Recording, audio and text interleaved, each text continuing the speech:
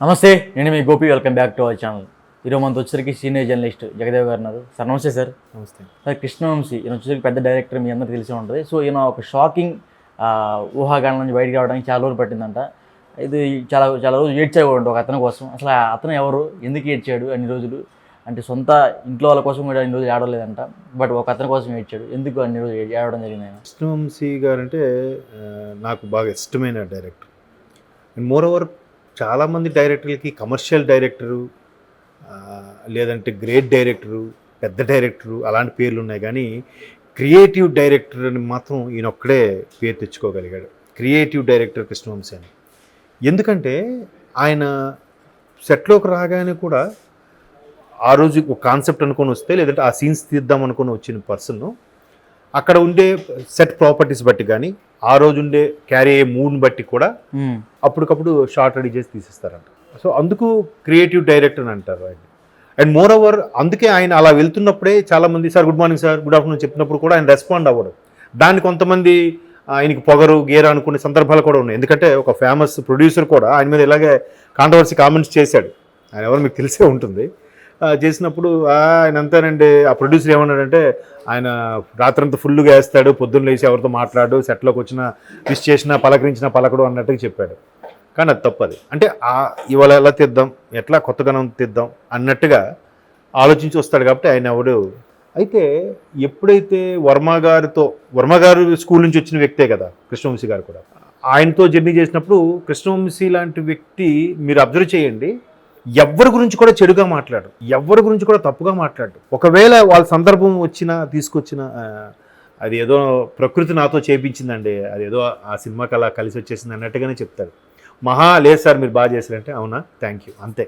So అటువంటి కృష్ణవంశీ గారు first time ఒక రచయితతో పరిచయం అయినప్పుడు, అంటే రచయిత సాంగ్ రాసినప్పుడు సిచ్యువేషన్ తగ్గట్టు, సిచ్యువేషన్ జనరల్గా డైరెక్టర్ కాకపోయినా అసిస్టెంట్ వాళ్ళు అసోసియేట్ ఎవరో కూర్చొని ఆ రచయితతో జర్నీ చేస్తారు.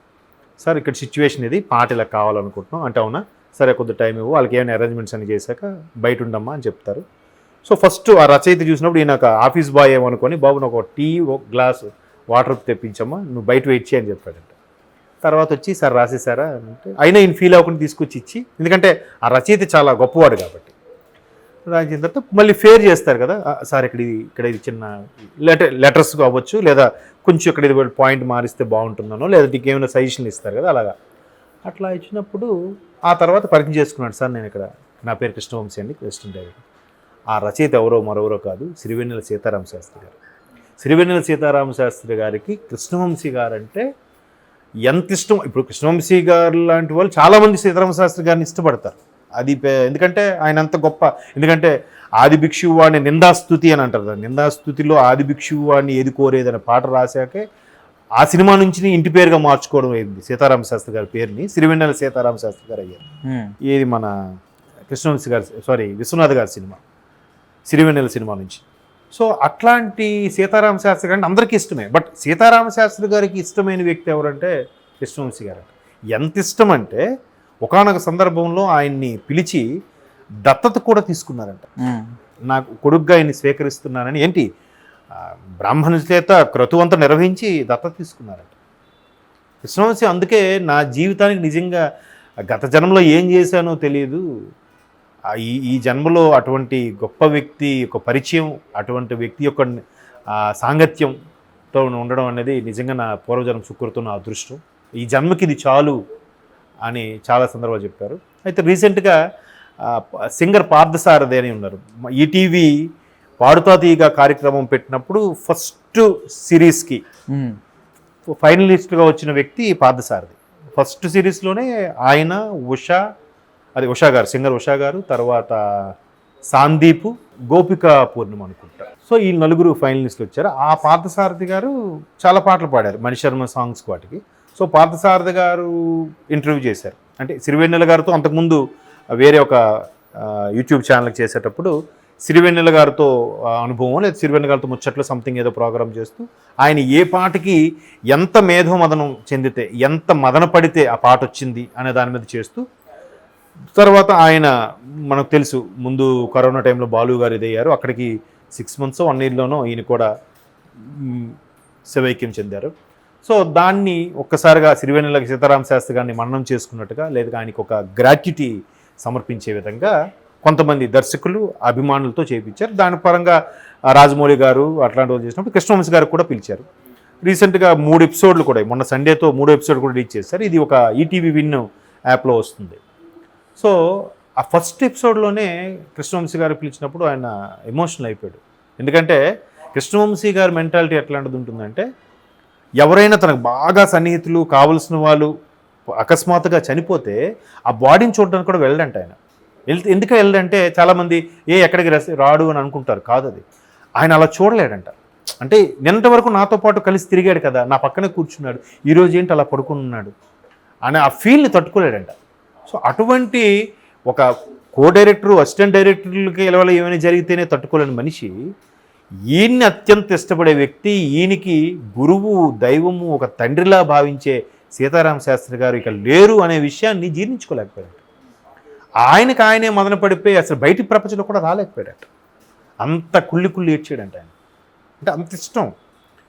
జనరల్గా ఇప్పుడు ఎవరైనా ఏం చెప్తారు, నేను ఈ పాయింట్ చెప్పాను, దీన్ని బట్టి రచయిత నుంచి రాగొట్టుకున్నాను, లేదా ఇంకో డైరెక్టర్ ఉన్నాడు, డైరెక్టర్ నేను మ్యూజిక్ డైరెక్టర్ని పిండేస్తానండి, నేను నాకు కావాల్సిన లాక్కుంటానండి అని గొప్ప చెప్పుకుంటారు.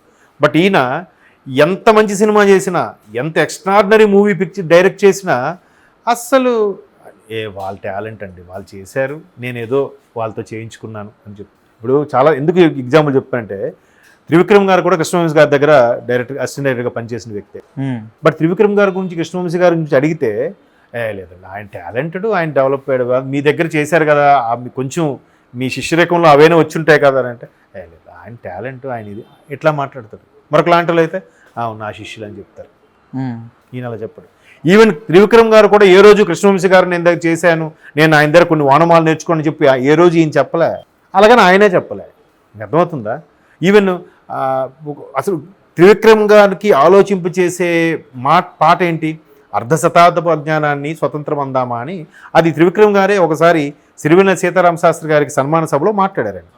ఆ పాట విని నేను పాకెట్లో చేతి పెట్టుకుని అలా వెళ్ళిపోతున్నాను అని చెప్పి దాని మీద చాలా ట్రోల్స్ కూడా వచ్చింది. 2 జేబుల్లో చేతులు పెట్టుకుని. సో అట్లా అంత ఆలోచింపజేసే పాట రాసిన సీతారామ శాస్త్రి గారు గొప్పవాళ్ళే, కానీ ఆ సాంగ్ పెట్టేలాగా అలాంటి సినిమా తీసిన వ్యక్తికి మనం నీరాజన ఇవ్వట్లేదు. నీరాజన అంటే పొగడతా, నీరాజన అనకూడదేమో. ఒక కనీసం కృష్ణవంశీ గారు అంత ఇది కదా.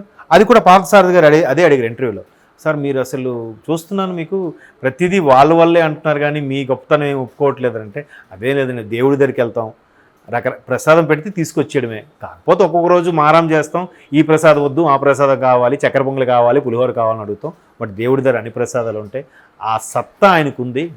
ప్రతీది కూడా ఫిలాసఫీగా చెప్తాడు ఆయన. ఇప్పుడు కాలేజ్ డేస్ ఇప్పుడు రెగ్యులర్గా ఉండే సాంగ్స్ ఉంటాయి, బట్ గులాబీలో సాంగ్ ఉంటుంది, క్లాస్ రూమ్లో తపస్సు చేయుట వేస్ట్ రా గురు, బయట ఉన్నది ప్రపంచం అనేది, కాలేజీలో మహారాజులు ఆ గేట్ దాటితే ప్రజలు అవుదురు అన్నట్టుగా. అది చిన్న కాన్సెప్ట్ మనకి ఎందుకు అర్థం కాలే, అంత బాగా చెప్తాడు ఆయన ఫిలాసఫీ. అంటే చదువు ఒకటే కాదు పరమార్థం జీవితానికి, అసలు బయటి ప్రపంచం చూడాలి, అది కదా జీవితం అని పాట రూపంలో కూడా ఆయన ఫిలాసఫీ చెప్తాడు. ఎక్కడ కూడా ఏ పాట కూడా ఏదో రాశారో అన్నట్టు ఉండదు, కంపల్సరీగా దాంట్లో ఒక ఫిలాసఫీ ఉంటుంది, ఒక డెప్త్ ఉంటుంది. అలాగే మనసిచ్చుడులో ఒక పాట ఉంటుంది, బోడి చదువులు వేస్తూ మీ బుర్రంతా భోంచేస్తూ అని.